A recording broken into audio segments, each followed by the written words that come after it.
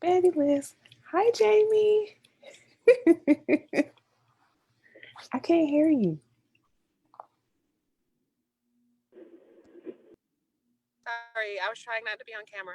I'm getting off Oh, camera now. okay. Hi, Nickia. Hi, Damon. What up, player? We just left the port. D- Damon likes to make fun of my LA accent. Nope, I actually love it, and that's why I try to communicate directly with you. Yes, you do. You try to speak to me in a language that's familiar. I appreciate it. Yep. Okay, I'm going back on mute. Okay. All right. Drive safely. All right. Okay. That's hilarious. I think they're driving from Buffalo. Awesome. Well, we are live on the Facebook. On the book On the book. of face. That's it. The Book of Faces. We are live. The book of faces. Hi. Good afternoon. I'm gonna share this to if you want to share it also, I will send you the link. Okay. Share it to your page as well. But good afternoon to those of you watching. Hi, welcome. My name is Maya of beapossibility.com, beapossibility.com. And this is our very first installment of Necessary Conversations Live. I'm excited. Yay. We have with us the inimitable, the extremely fabulous Nickia L. Jackson of Sophisticated Sabbatical. Yes. I'm here. Thank you for having me again. Dude. Thank you for agreeing to do this. Absolutely. So that is, yes, it. Hold on. I'm still sharing this to my page, which is why I am. Okay. Are you sharing it to, are you streaming it on Instagram also? I'm not, because there is not a way, unless I'm just remedial. I have looked at it several times. I have looked it up. There is no way to go to stream it both on Facebook and Instagram. Unless you're using different devices, or unless there is a service that I am not aware of. That aren't they owned by the same person though? Listen, they are, and it is a conspiracy that I'm not happy with. Well, we'll make it work. There should be some type of functionality that would allow something. I agree. I agree. So yes. I just want to make sure that this is not cool. So I can see comments on my iPad, which means I'm going to go ahead and reduce that screen and get back to the conversation. So yes. Let me see. I can't see any comments, so if somebody has a question, you'll just have to spit them out to me. I will do that, and we have some folks in Zoom with us also. So hey Jamie, hey Margie, thank y'all for joining us. If y'all have questions, feel free to jump in. But so yes, we are having this conversation today because I got so many messages and emails from people after hearing your podcast episode about your sophisticated sabbatical, your adult gap year. About I'm sorry, what? She did what? We can do this. We can do this. What? I have questions. So here in Live and in Living Color is the opportunity for folks to hear more about how you got to the point of being able and being comfortable with walking away from corporate America for a year and choosing to go back. Yes. And how they can do it too. Yes. Learning more about that. So for those who may not have heard the podcast episode yet, first of all, shame on you. Go back and listen. Please go back and listen. Listen, because she dropped all kinds of gems in there. But introduction of you, the woman, the myth, the legend, Nickia L. Jackson. How you got to this point. Well, so just to really, I'll be brief because I was rambling a little bit in the podcast, but I was working a job. I have a finance background. That's the industry that I'm in. I was working a job, was there for about 4 years, maybe about 2 years in, I just started to experience like the classic symptoms of burnout, like just tired, cranky, annoyed, like the little things with the job that I was okay with were starting to bother me. And I knew that I was going to have to make a change, but I didn't know what that change looked like. I just knew, okay, it's probably time for me to find another job. I've been here for a minute. And I moved up pretty quickly from like an analyst role to like a director role within that time frame. And so I think, just taking on new responsibilities and trying to do my best, it just took its toll. And so I was there at that job for about 4 years, but it was that last 2 years where I kind of went through that process of getting myself to a place where I could actually walk away, and walking away to take a sabbatical from corporate America for a year to just kind of, get refreshed and recharged and just find more clarity and kind of like more purpose in terms of what I wanted to do next or what I wanted my life to look like. But yeah, that last 2 years, there were kind of a number of checkpoints that answered that question for me about, what I should do next. And I had met with a therapist, and the therapist was really clear with me about how that environment was not doing me any favors. I went to, I talked to some friends, and Maya and I talked, and I went to a yoga retreat with some girlfriends, and I kind of went into one of these sound rooms, beautiful meditation space, and I just sat and I meditated, and I was at the point where I had to make a decision. I was going back and forth about whether or not I should leave my job, should I stay, should I go, what kind of job should I go to next.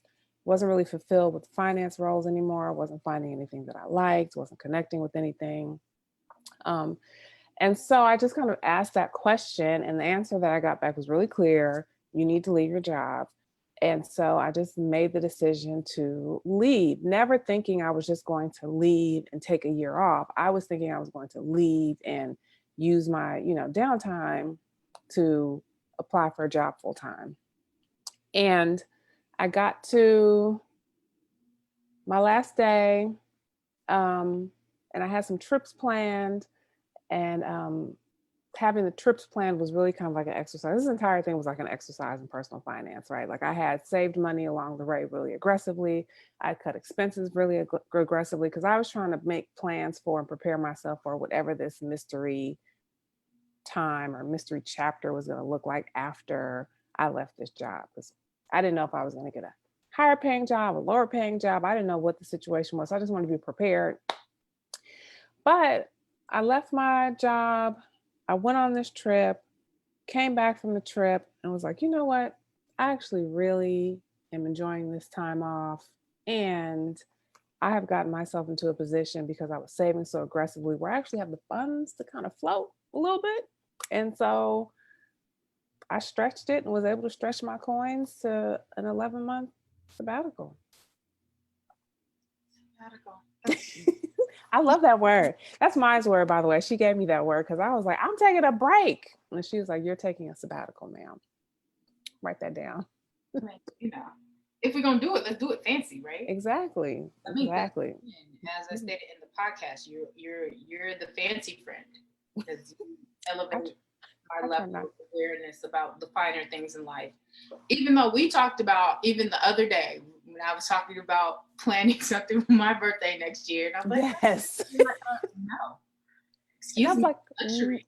No, the St. Regis has a property there. We should stay at the St. Regis.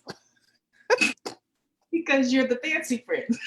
I just want us all to have nice things and nice experiences. I mean, they got a DoubleTree. They have cookies. And you're like, no. No, I was like, no, the Four Seasons has cookies too. We should eat the Four Seasons cookies. because you're the fancy friend. So you couldn't just be on a break. You had to be on a I was on a sabbatical. I was on a sophisticated sabbatical. Sophisticated because of the fact that there was not the pressing need to run out and find something to go and jump into, even if it was a temporary situation of, working front desk somewhere or just anything. Right. No, really taking the full opportunity to stop, to decompress, right, to calm yourself, right, to recenter yourself without the worry of how am I taking care of right obligations of life. And that was really important to me because I know that for a while, because of the cost of education and the financial constraints that a lot of universities are under, there was a big push to push high school seniors to kind of travel after high school and float and take a gap year. Now, their gap year typically has them sleeping in tents and couch surfing and doing a bunch of shit I wasn't interested in doing because I'm grown and I had built this very comfortable life for myself. And it was just really important for me to maintain that sense of comfort because I knew that I wasn't going to get any value out of this time off if I were waking up every morning worried about whether or not I could pay my mortgage or keep current with my student loan payments or my credit card payment, or enjoy some luxuries every now and then, whether it be getting my nails done or taking myself out to eat or something like that. Like I just knew that what I needed was a full-on recharge, especially about a month in. Like it was clear to me I was still had cortisol running through my veins. I was still kind of working through the PTSD of being in a very hyper intense, stressful environment. And so I knew it was just really important for me to make sure that I could enjoy that time because you don't get anything out of it if you're just, worried about the next thing. And so for people who are thinking about taking that time, keep that in mind. You want to be able to actually enjoy that time and use it how you want to use it. So if you want to use it in a situation that where you're volunteering or you're learning or you're trying to, do something to better yourself, you want to be able to actually focus on whatever that thing is. And so, really making sure that your money is where you would like it to be. And I always tell people to learn your number, know exactly how much to the dollar it takes for you to operate your life per month. And then use that number to determine what your savings goal will be, and use that to determine, how long you're going to take your break. But yeah, I just wanted I didn't want the stress of feeling under pressure because I didn't know where my next meal was coming from. I'm almost too old for that, to be honest with you. I can't do that. I feel you. At a certain point, at least for me, struggle is not glamorous. Struggle is not It's cute. not. It is no. There is no honor in that for me. I just released the new podcast episode after midnight because life. But before that, had on Diva Moore, who spoke about being homeless. Yeah. And at a certain point, she was in her 40s. She was like, it wasn't the romantic version of homelessness. It was, this is not cute. I need to do something about this. Exactly. Right. And that's what I was trying to avoid. I just didn't. No. I was very cognizant of the bills, the financial obligations I had, which is also why I think even before I left, one of the biggest hurdles I had to get over was, whether or not I'm going to be able to make the kind of money I was making at the job that I was in. Because, that I was, kind of in a situation where there were golden handcuffs. I was getting paid a very nice salary. It was more money than I never seen and made.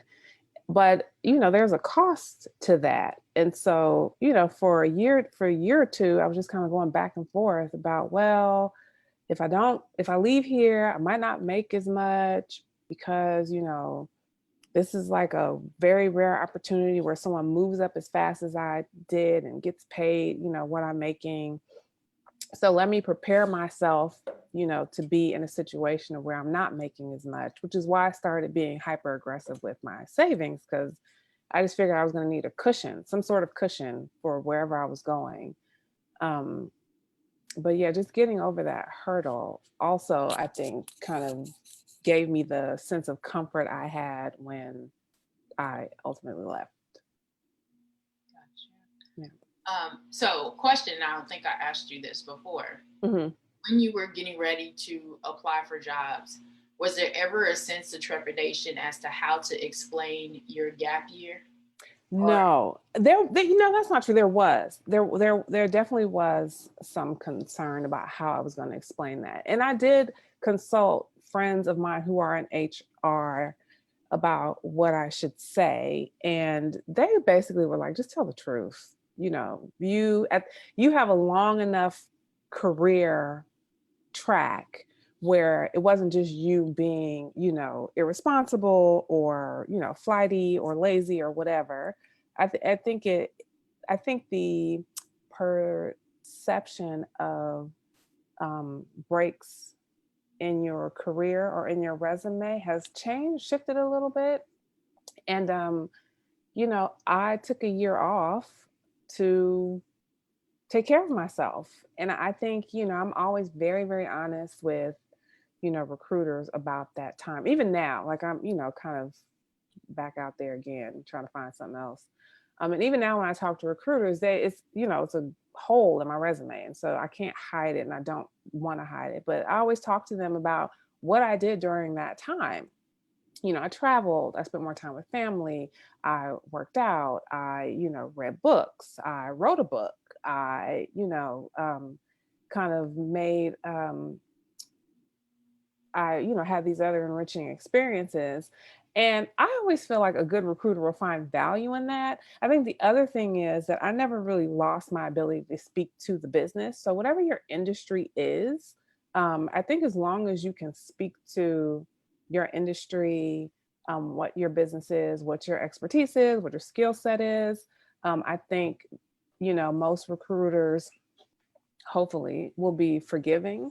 But I was concerned. I definitely was concerned about that. And even now, it still comes up when I'm talking to recruiters. They'll, oh, well, what happened in 2019? And I'll have to tell them, well, I decided to leave a job that wasn't suiting me, that wasn't serving me anymore. And, I was experiencing, classic levels of burnout, and I decided to prioritize myself. And these are the things that I learned during that time. And I ended up getting a job. I think the other thing is, and this is something I would have done differently, is during that time, maybe using that time to learn a new skill. Like, for example, I could have taught myself how to code or I could have, built a course, or I could have, I don't know. There's a ton of things out there. I could have done like some sort of project management certification. I don't know, something. It didn't hurt me going back into the career field, going back into finance. But now, a year and a half later, I'm trying to do that and work at the same time. And it just would have been nice to do that without like the pressure of having to, focus on my 9 to 5 or 8:30 to 6:30 or whatever it ends up being, because it's never just 9 to 5. I think that's the hustle. Whole separate conversation. Right. But I think though that's a good call out, but at the same time, we can always put that pressure on ourselves. Like I could be. Exactly. Exactly. Yeah, all day long. Right. And I could have, and I'm actually glad I didn't. Yeah. Because I needed that time I truly needed that time to decompress. So I'm glad I didn't. I mean, and I don't feel like I missed anything. Like, I don't feel like I missed a step professionally. I don't feel like I feel like I'm much better. Um, I was a much better employee, for lack of a better word, when I got back. I was just way more creative and I was rested. So I wasn't coming in like,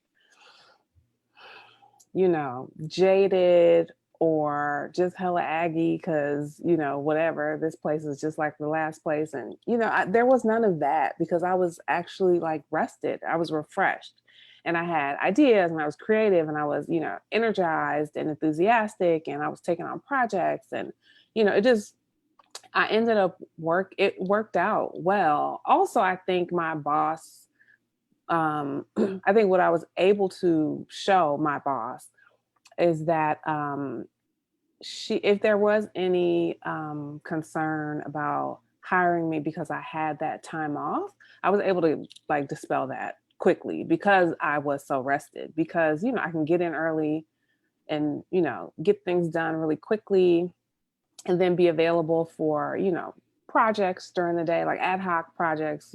We put on special teams and things like that. So I was again able to rise really quickly within a very short amount of time, but I think it was because I had the energy to do so. Because if I had left that job and then rolled into this new job, like immediately, it never would have happened. It never would have happened. Not that way. So it ended up working out. I think that's a really important point too, because people have that FOMO. Yes. They feel like, oh, I'm going to be so behind if I walk away or if I take a break. And then, No. Probably not. Probably not. And I think if I could, there's a couple of things I would want to tell, especially Black professional women. But we tend to kind of take on the story that we have to be better, faster, stronger, and we internalize that and we put pressure on ourselves to perform a certain way, a lot of times to our detriment. I try not to take on those kinds of stories because they just don't serve me well. I mean, they end up, I just ended up stressed out basically. But I do think there's some value in those stories. They can serve as motivators. But I think at the end of the day, we have to realize like no one is going to be able to take your skill set from you. Like you will always have that capability, especially if you're good at your job. If you're good at your job, 12 months later is not going to be enough time for you to atrophy, is what I found. I find it's like, I am a finance professional. Like that is kind of what I do. And taking that time off to allow my brain to just rest is, I mean, even after you run a marathon, 26.2 miles, a coach will tell you, do not run another mile for 3 months. Sit your ass down somewhere. And that's really what it is. And then you realize when you get back to that 3-month point and you start training for your next marathon, your body is like, oh yeah, I remember how to do this. I remember this. You just give me a little time to get warmed up, but I got you. And that's kind of how I felt. Like when I got back to work, my brain was like, oh yeah, I remember how to forecast. I got you. No problem. We're back in it. So I think, we have to learn to trust our skill set, trust what we've learned, trust how we've implemented what we've learned, and then trust how we got to where we are. Because the reality is, if you a lot of people won't be able to, put the money away to take the time off if they don't have a job that's paying them kind of like at a level in a way that's going to allow them to save that kind of money, or if they have a side hustle, another business or something. You're paid for the value that you bring to your company. So if you are making a certain dollar, it's because you bring value to that company and they can't take that away from you. Like that's not going anywhere. You can bring that same value to another situation and get back to where you are. All right. So you just gonna school us today. Yeah.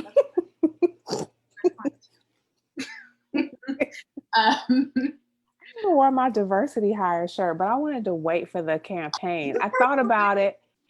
I know. I thought about it and I was like, I'm not gonna give it away. No, you have to wait. It's coming. Okay. Yeah. I need the picture, ma'am. I know. I got you. I got a hair appointment next week and then I got you. Appreciate it. Yes. So in regard to what's happening right now, Mm-hmm. the climate, the economy, the cooties, all of it. Mm-hmm. And I don't mean to disrespect COVID by calling it cooties, but it is what it is. But it is what it is. I mean, right. Do you think, had you been in the same mindset or in the same position that you were in 2019 or 2018? Yeah, it was 20, because I went back to work in 2019. So it was 2018 when I left. Yeah. Okay. So do you think that if you were in that same stressful situation now, that you would have taken your gap year or your break? Probably. Now this time I feel like it's different because we're all working remotely. And I definitely would have been nervous about jumping into something. Well, I don't know. There's a couple of things happening. Like I couldn't travel anywhere. So that was like a big impetus for me leaving as well, because I had these trips planned and they were fronting on my vacation days. And I was like, okay, well, I mean, these trips are paid for and I work too hard for y'all not to tell me I can't take my vacation days. So yeah, that's me. Add that to the list of reasons why I need to roll out. But I think if I were in the same situation now, in the middle of COVID, I definitely would still take the time off. But the beauty of it though now is that there's so many resources becoming available online, that some of those things that I talked about I could have done, like you know getting some sort of tech certificate, or even getting another like finance certificate. eCornell has all of those courses, and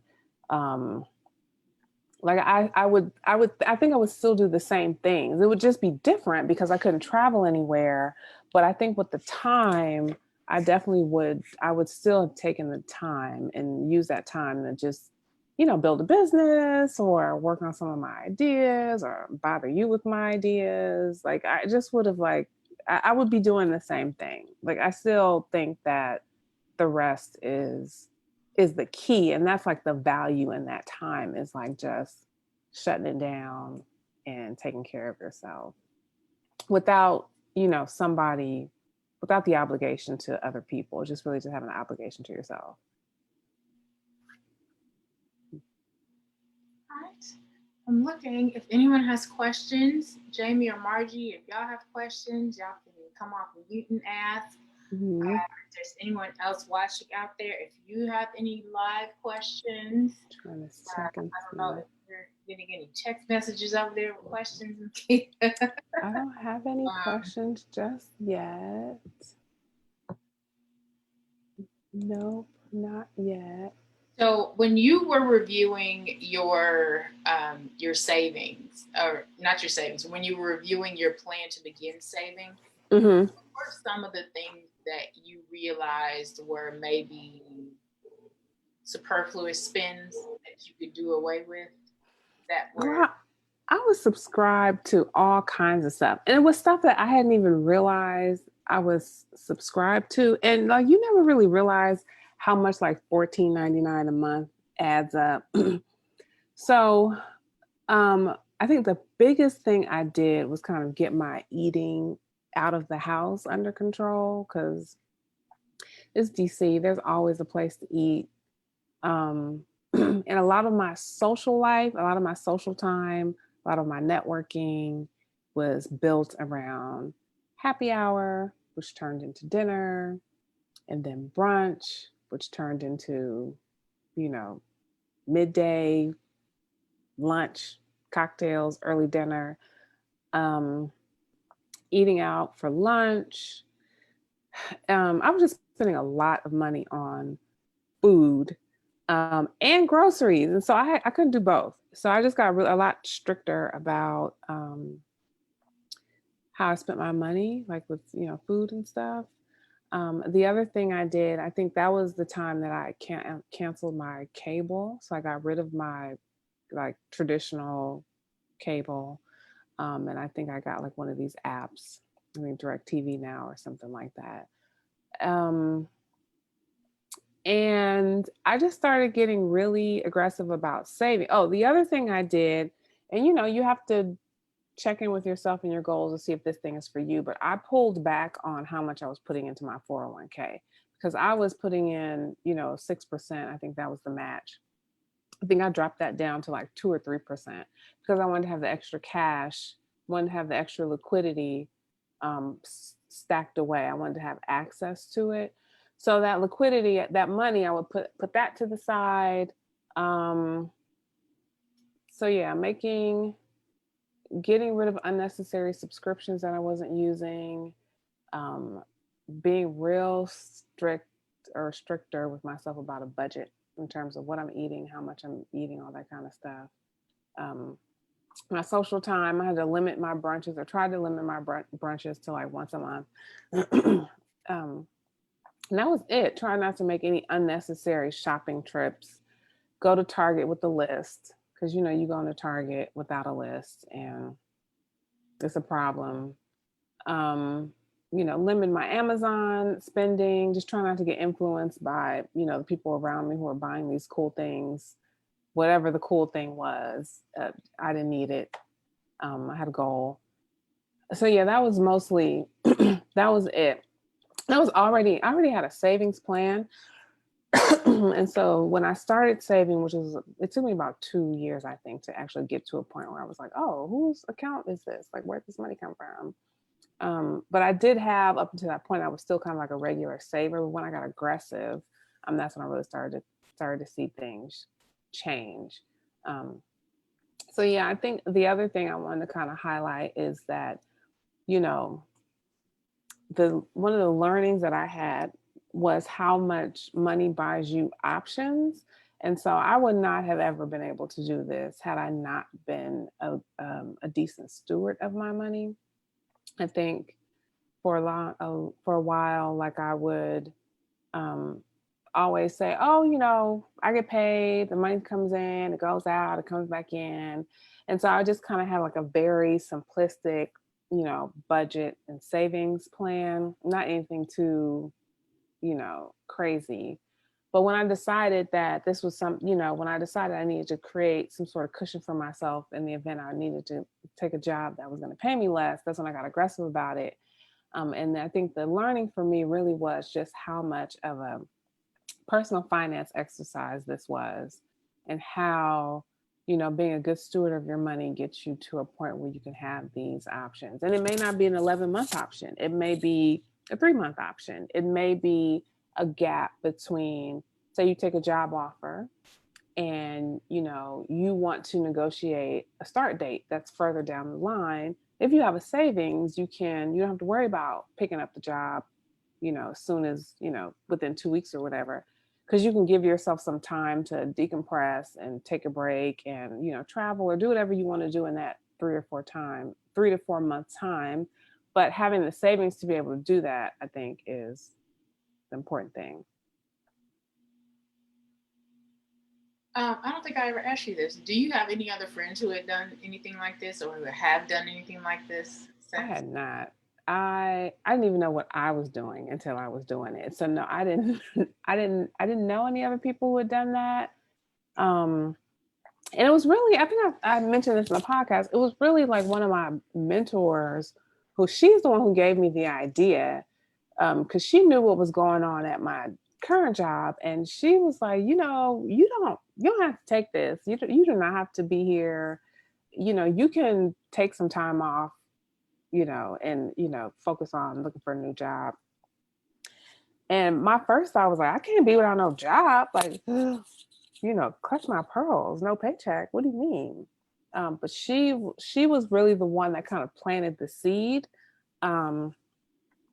And no, I didn't know anyone else who was doing who had done that. Not anybody I knew personally, not anybody I could call and say, hey girl, I'm about to leave my job and not go back. Like, what should I do? What should I know? And I just, I just knew I couldn't go back.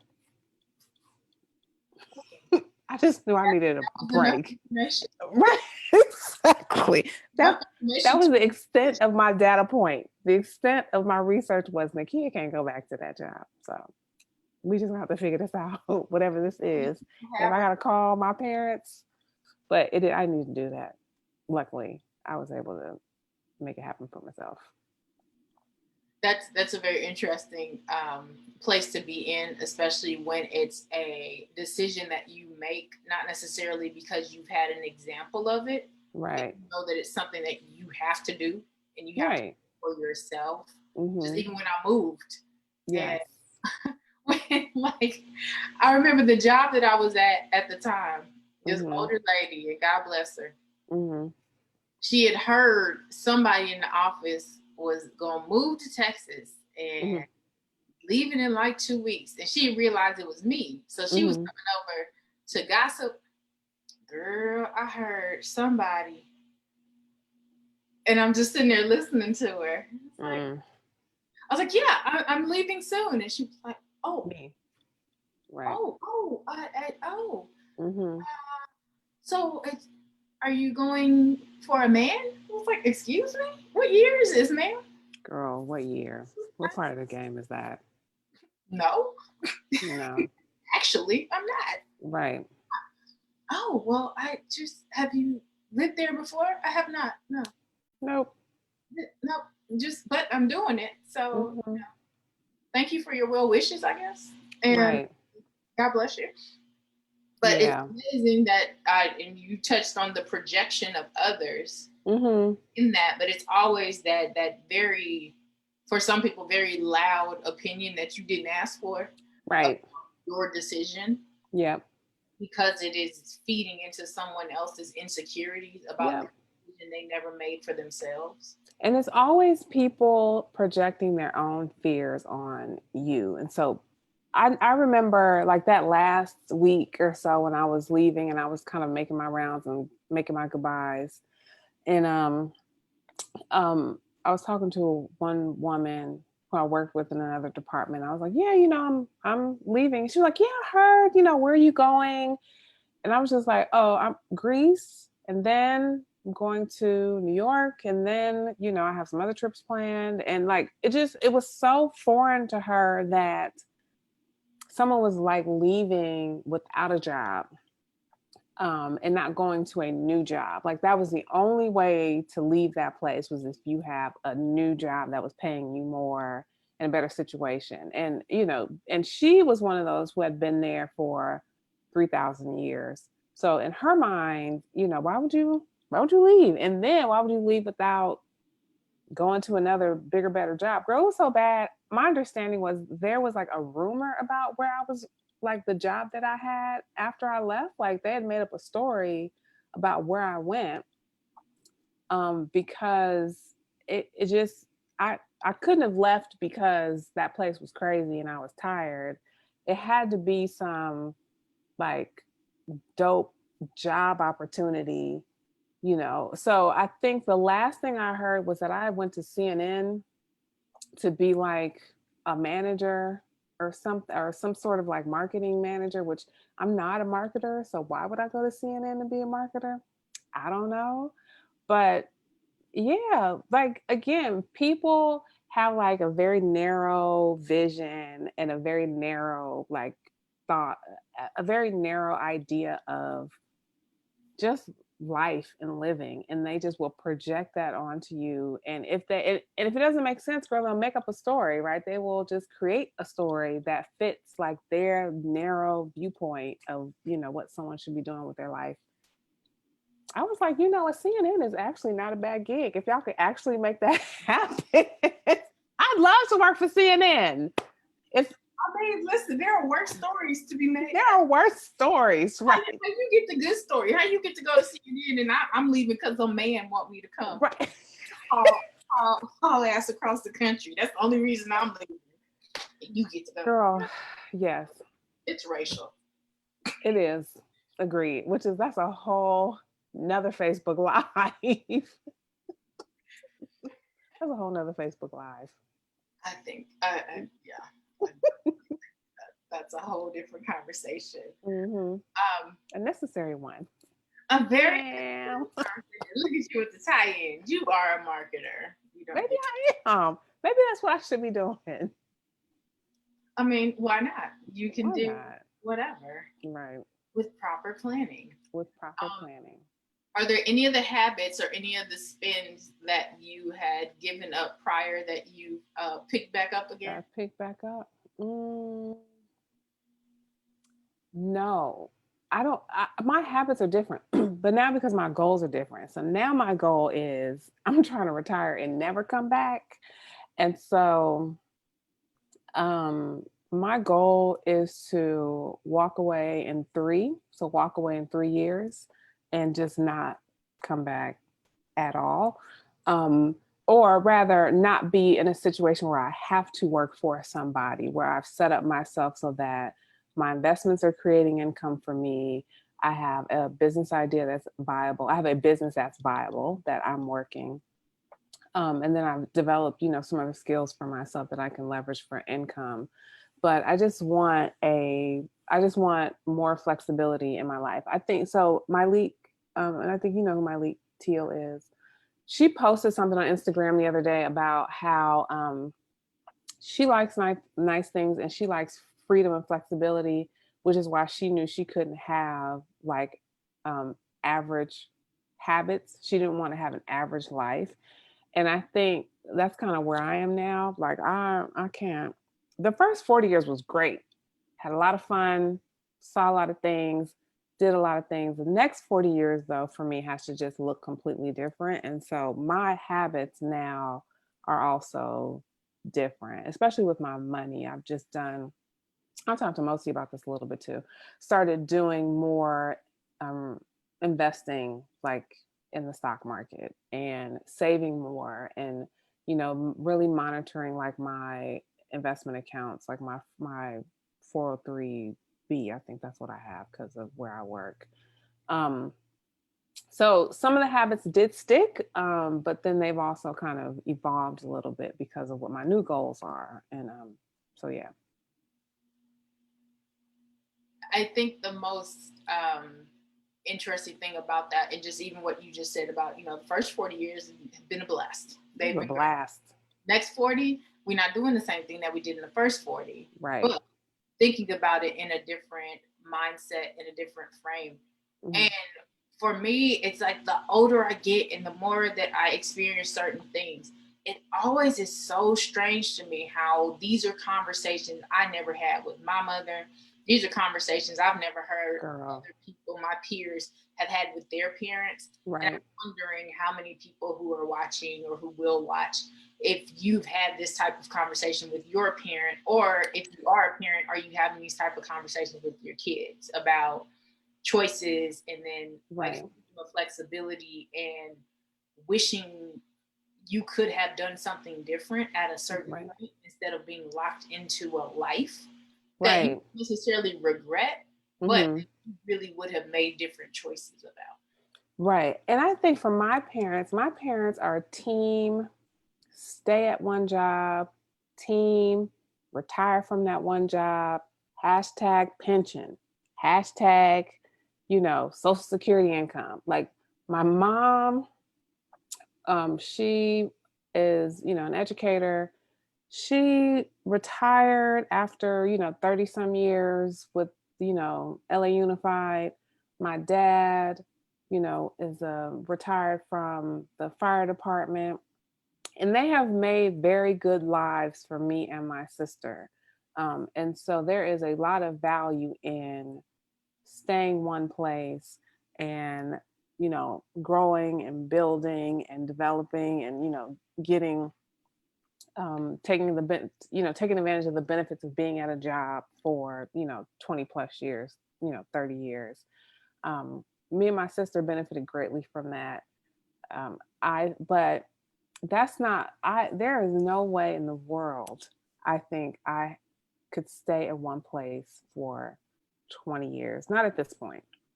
I just can't. Like I just can't. But what and so what they talked to me about that, like their perspective on what I should do with my money, how I can build, save for retirement, how to be successful was from that perspective.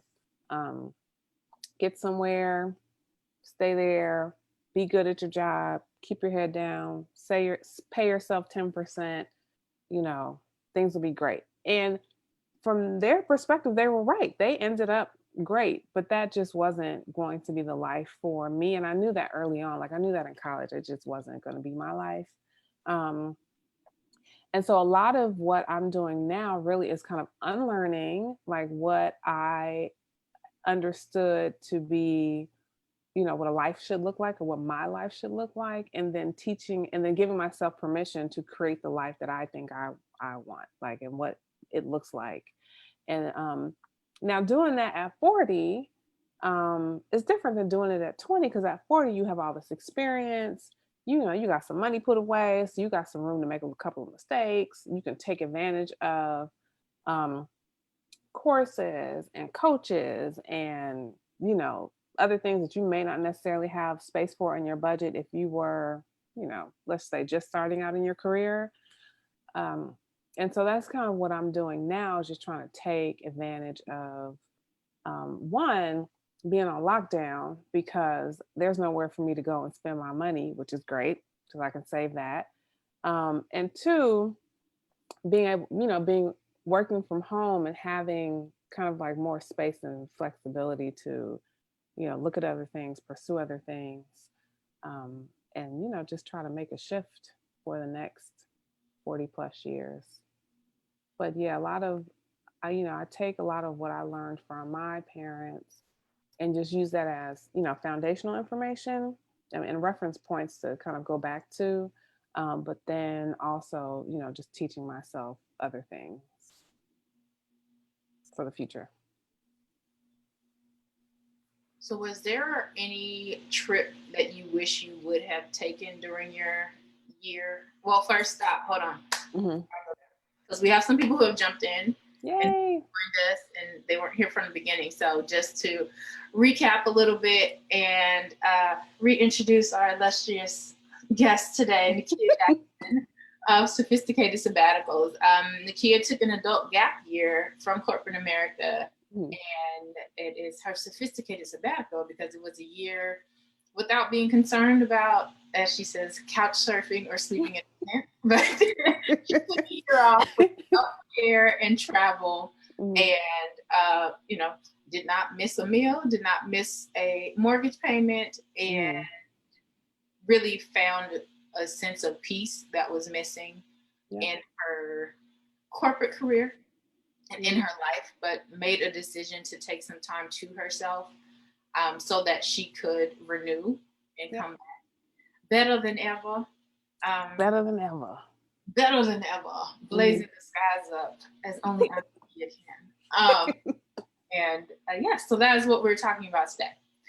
If you have any questions in regard for Nickia, just about her story, about her journey, anything that is piquing your interest, please chat them in. I am looking at the comments here, as some of y'all can see, but thank you for joining us.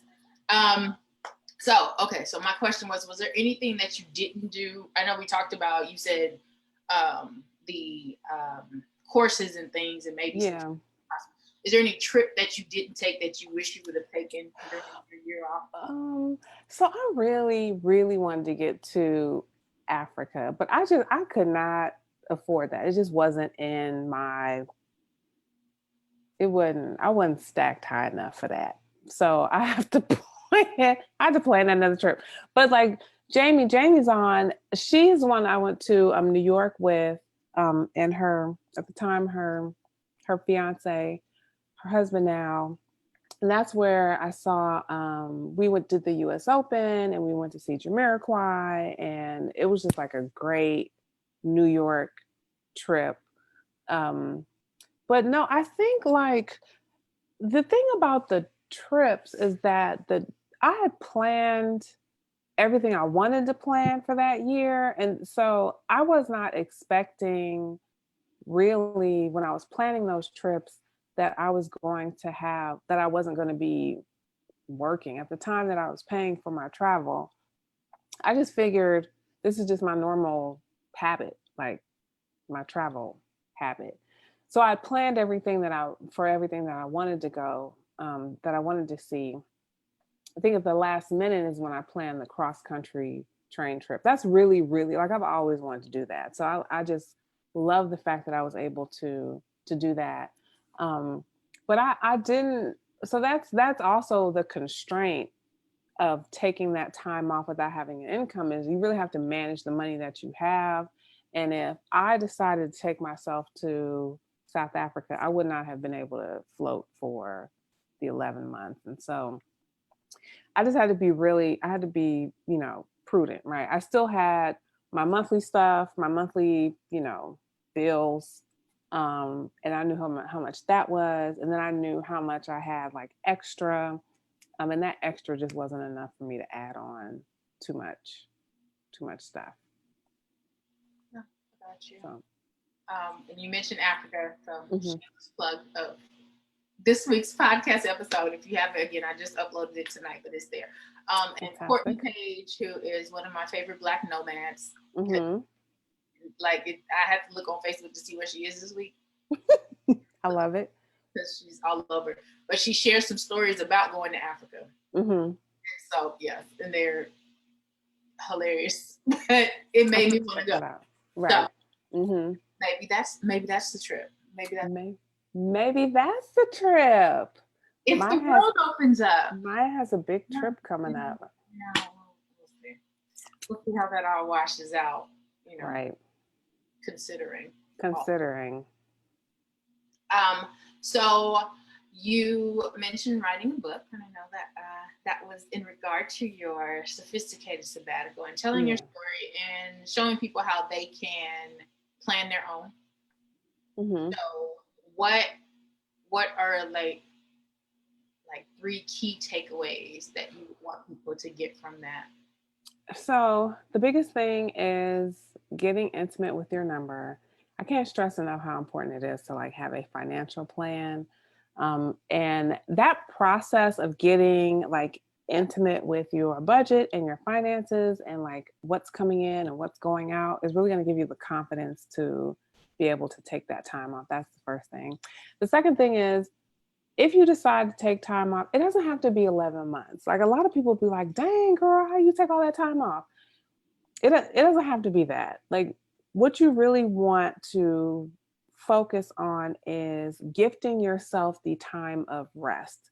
So rest for you is if it's an intentional 6 weeks, let it be an intentional 6 weeks. If the realities of your life only allow for 3 months, that's fine. The goal is really that you just don't underestimate or overlook the importance of, allowing yourself to rest, I think, and to recharge and to like do things that you want to do. Like I was finding so much joy in like taking my clothes to the dry cleaners and actually picking them up on the day that they're done and not like a week and a half later because I was too busy or just too tired to like get out of the car, like find parking after work. Like I just wanted to go home.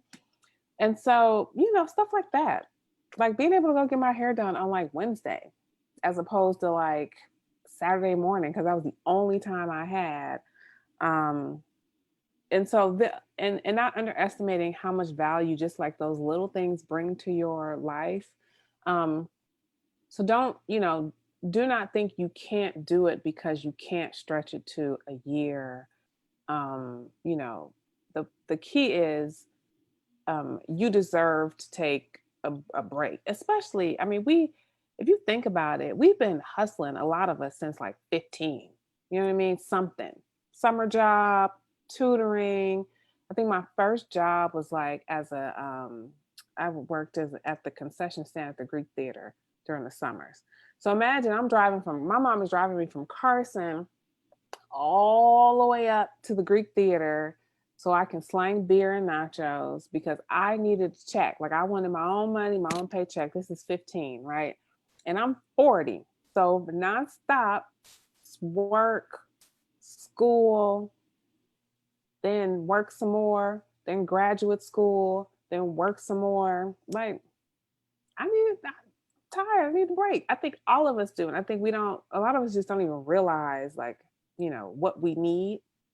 I read something, a lot of these memes on Facebook and Instagram are useless, but this one was actually like interesting. It was something about how somebody posted how they went to their therapist and the therapist said something, whoever this fictional therapist is, and the therapist made mention about how a lot of times, Black women are anxious or feel like they're failing, but really they're just anxious and depressed or something like that. Like, that's real. Like, don't overlook that. And, also do not feel shame in taking time for yourself. Part of the reason why it took me so long to actually pull the trigger and why I was like, went through this like fool's errand of trying to find a new job when I was burnt out, and wasn't going to find anything because mentally, like, my mind just could not allow me to agree to another situation that I was in right now. Like, mentally, my brain was not going to say, yeah, girl, go find this other job. Here's one. Part of that reason why it took me so long is because I had to get over like the shame of feeling tired, like feeling like I don't want to do this. And I don't know what I don't want to do, but I know I don't know what I want to do next, but I know I don't want to do this anymore. And like feeling guilty about, not feeling grateful that I had this job and this opportunity and blah, blah, blah, blah, blah. So I had to get over that. So there's no shame in wanting to rest. Take a break, sis. And I would say the third thing is, here's something else I learned. You ain't got to share your plans with everybody. You ain't got to listen. You do not need permission to do whatever it is. If you decide you're going to stay or go, you don't need permission. Nobody needs to tell you that you need to stay or you need to go. Because what that does is that just opens up for unsolicited advice. And typically those people have no idea what you're going through. They don't know that you start getting anxious at 3:00 on Sunday because less than 10 hours or whatever it is, 12 hours plus, you're going to have to turn around and show up to a job that you don't like. They don't know that, you cry in the shower because you hate your boss. They don't know that, walking into the building every day turns your stomach into knots. They don't know. All things I experience, by the way, all things that should not be ignored ever by anyone. If you ever feel those things, those are not good things to feel. Those are signs that you need to pay attention to. So no, you ain't got to talk to everybody about everything. I have a handful of people that I talk with about things. Maya's one of those people. Jamie's another person. Because I know that they're not just gonna hype me up. They're gonna like ask me like real questions. Like, okay, that's cute, but how you gonna pay for that? What you gonna do with that? How you gonna make that happen? And then help me build structures and systems around whatever it is that I'm trying to do. So I'm just not out here just looking crazy. So yeah, those would be the three things. I don't even think none of that is in my ebook though. My ebook is really just like, this is step one. This is step two. This is step three. This is how you make the leap and go do something else. But those are three other things. Like if there was a part two, like if I were to do a course or what do you think about that?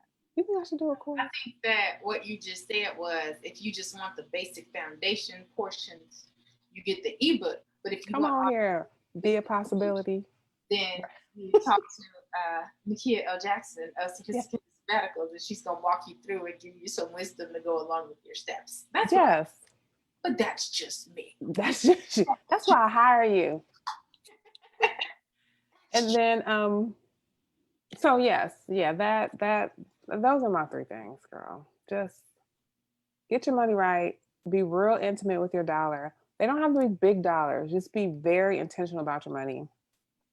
Do not feel ashamed about feeling tired. There is no shame in feeling tired. If you're in your 40s and you've been working since however long we've been allowed to work, we learn when we get those permits in LA, it's like 14 and a half or something like that.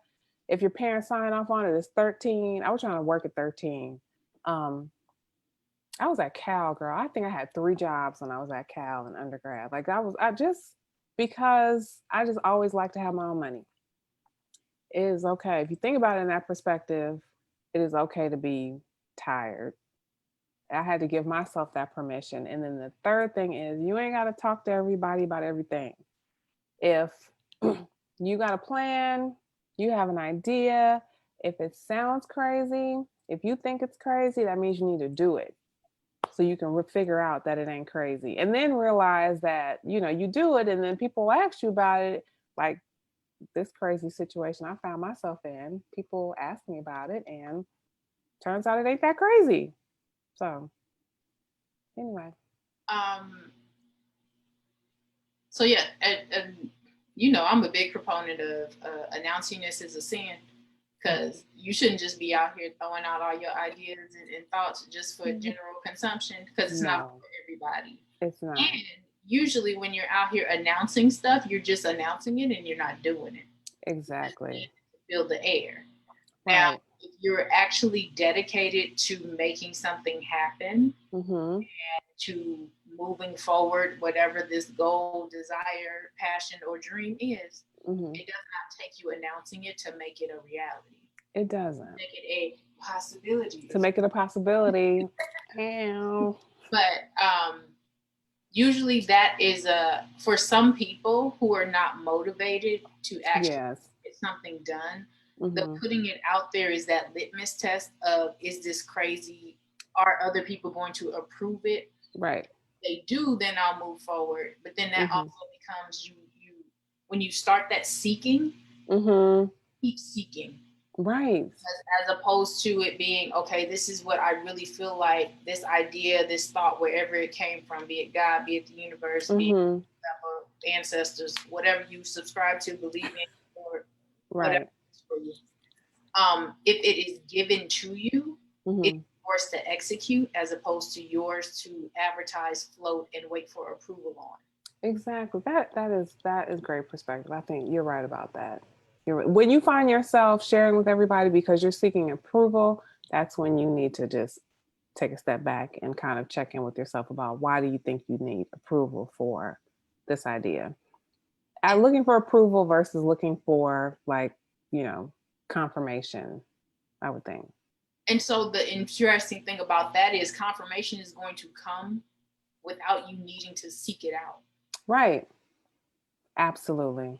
I speak from experience. It is going to come from even unlikely sources. Yeah. So while you're feeling like, oh, I'm not sure if I can do this, or if this is really something I should be doing, somebody's going to bring it up in conversation, ask you about it. Yep. You're going to do something. You're going to hear something. There's going to be some form of confirmation brought to you. Right. Without you needing to seek it out. Very true. To validate whatever it is that you are being directed to do. Yep. By whatever you believe in, subscribe to, or whatever's pouring good ideas into your head, not negative ideas. Good ideas. Into your head. I agree. It will never be confirmed. Right. Right. Exactly. Never ever. Never be confirmed. And if it is, don't do it. Right. Don't put that evil on yourself, Ricky Bobby. Don't do it. Don't do it. You said 3 things. Okay, so besides knowing your numbers and... Don't be ashamed of being tired and wanting to take a rest. Nothing wrong with that. And then you ain't got to tell everybody everything. Ain't everybody business. Really not. It's yours. And when you are moving forward in things that are uncommon, that are unfamiliar for you, it's going to be uncomfortable. Yes, you should accept that. It's going to be uncomfortable. Right. It's going to be uncomfortable. And if you've never done it before, it should be, because you've never done it before. You're building a muscle around a new experience, or, a new knowledge base, or, it should be uncomfortable.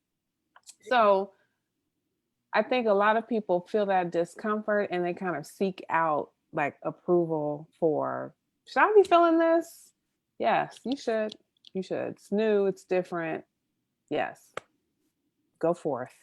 Whatever it is, go for it. This is a note message to Nickia also, because I definitely feel uncomfortable about a lot of things that I'm working on, but it is what it is. That means you're growing. That means I'm growing.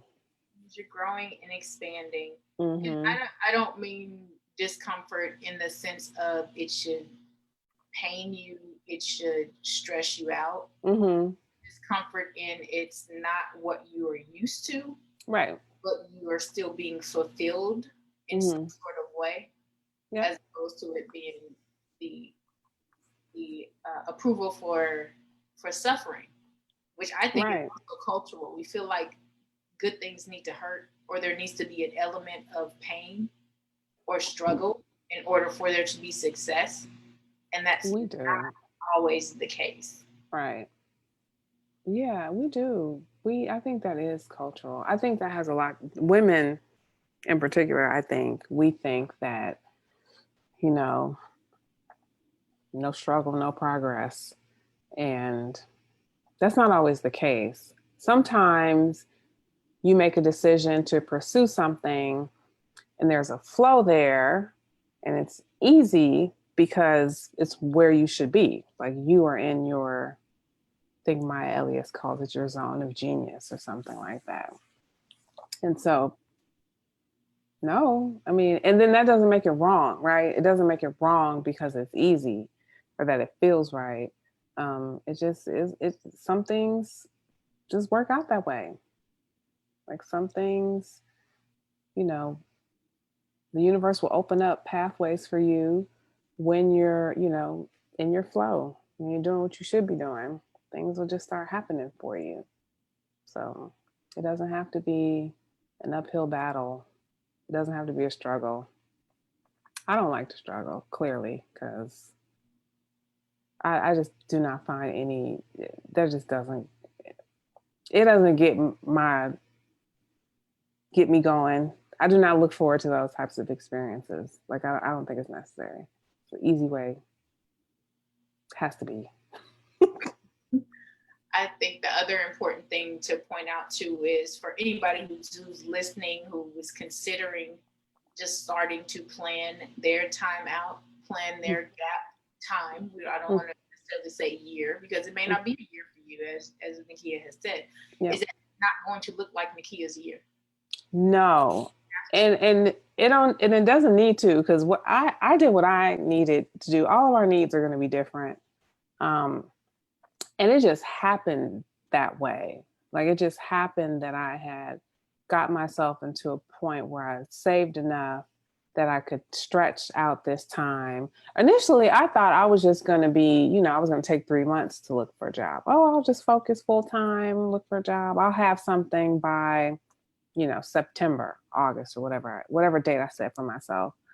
And then as time went on, I just realized I needed more time to decompress. And I wasn't really finding any work that I was interested in, that I was connecting to. I was applying for a lot of things and interviewing, but none of that stuff was speaking to me. So that was another sign, another clue that I needed more time. So no, it does not have to look like my, 11 months. It could look like whatever you need it to look like whatever. I should turn. Am I dark? I'm trying to face the window. There's a storm rolling through, so we're not getting as much sunlight. But yeah, it doesn't need to look like. Doesn't need to look like what I did. Well, I don't have any more questions. I don't know if there are any questions out there. If any folks questions, I'm looking at. I see Liv in the comments for you, but I'm not seeing any questions. But Yay. Thank you. Yay. Yeah. Thank you So for having me. We'll catch up with you, find you, learn more. So right now, Instagram is probably the best place. So my IG handle is Nickia Laron. So my first name, NICKIALARON. And then you can find my ebook there also in the comments, in the bio. And I'm working on, Maya's helping me work on like building out more information about just taking career breaks and, planning your own sabbatical. And so there'll be a website and probably some more events. I know Stacy G gave me this great idea, which I also think is a great idea about, kind of planning out actual like sabbatical trips, and working with people to kind of plan those trips. So that's something else that I'm, considering doing, launching at some point. So yeah, lots of things happening, lots of things, coming in the future. But right now, the best place is Instagram. Fabulous. And LinkedIn. You can find me on LinkedIn, Nickia Jackson. But I'm no fun on LinkedIn. I'm fun on Instagram. I mean, listen, I don't know if you saw the article the other day about apparently I'm trying not to get tangential on this. But about how people are being censored on LinkedIn when they're speaking about Black Lives Matter, about racial. Oh, no, I didn't know that. Oh, and so some of them. And so the article, while I can appreciate where it was coming from, there was a Black LinkedIn. And it's like, why does everything have to be turned into a subset of a larger population or a larger group? Like, Black Twitter is a whole thing and has been for years, but then people call it like Black Twitter. And then you have some people who are completely unfamiliar with the concept or whatever that means. And they're like, well, how do I get to Black Twitter? They're actually looking for a place called Black Twitter. No, y'all. That ain't how it works. It's a bunch of usual suspects who basically have established themselves as the voices of the platform on behalf of Black people. And again, when I was heavily into Twitter, like legit 10 years ago, it's those people. Usually quoted. And so now it's Black LinkedIn, which to me is just like, why I gotta be all that? Why couldn't they just be prominent voices in regard to these specific issues on the platform, as opposed to being then, relegated to Black LinkedIn? Black LinkedIn. I feel like that's an opportunity for LinkedIn though, because if they are, instead of like trying to censor these voices, you would think that they would try to amplify these voices, right? Like they're the last thing I think a social media platform with that kind of reach wants to do in this kind of environment is paint themselves as an adversary. I just don't, and they can blame it on the algorithms. I'm sure that's what they're doing, but I just feel like there's so much opportunity there to actually amplify voices in, these spaces who happen to be Black, who are experts in their fields, and who can give, really good insight and perspective. But, I just log in every now and then. I know, and I'm horrible on LinkedIn all day. Yeah, I can do a better job on LinkedIn also. Maybe you think I should start writing stuff on LinkedIn? You could, yeah. I think you have an audience there. Oh, you know what? You're right. Got my audience. You are. We'll talk about that. We'll talk about that offline. We'll talk about that later. We'll talk about that offline. We'll take that offline. Yes, exactly. Fabulous. I'm not sure what's happening. I'm trying to pull up the feed. I don't know if it's frozen for you. I don't see any it's frozen questions, but I do. Thank you again so much. I'm very proud of you. You know this. I tell you this all the time. All the things that you're doing, and just everything that's coming down the pipeline for Be a Possibility, coaching, speaker series, the podcast. I love it. Proud of you, friend. Thank you. I'm proud of you, and I appreciate you joining today to share Absolutely. an amazing story and to, reach more folks. Absolutely. Anytime. Thank you. So that is all. You can always hang out, beapossibility.com, beapossibility.com is the website to hang out with me, find out when the next one of these is. Mm-hmm. We may have another one soon and very soon. We'll see. And what else is happening? Oh, yeah. Monday Moment with Maya tomorrow. Same bat channel.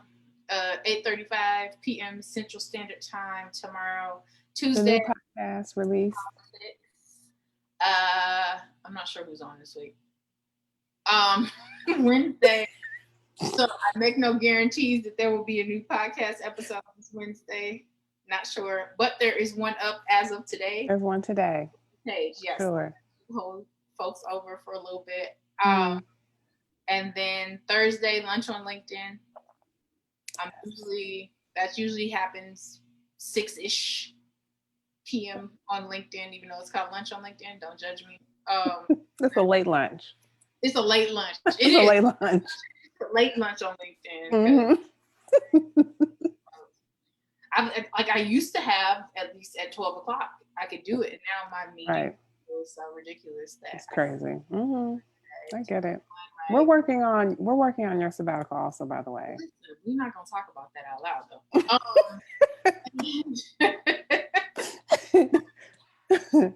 First on Fridays I drink. So yeah, that is where you can keep up. And on the Instagram with Nickia LaRon or Sophisticated Sabbaticals, both of them. They're sophisticated. True. It is Sophisticated Sabbaticals. Yeah, thank you for that. Realtor Nickia, because she does that too. Or Realtor Nickia. Absolutely. She's everything. Or Museums and Mimosas, which is another event. Actually, can we regroup after this? Because I have ideas. We totally can. I have things we need to discuss. Yes, ma'am. Thank you all for joining. Thank you, Jamie, for joining on. Thanks, everyone. Thanks, Jay. Enjoyed it, and have a good afternoon. Bye, everyone.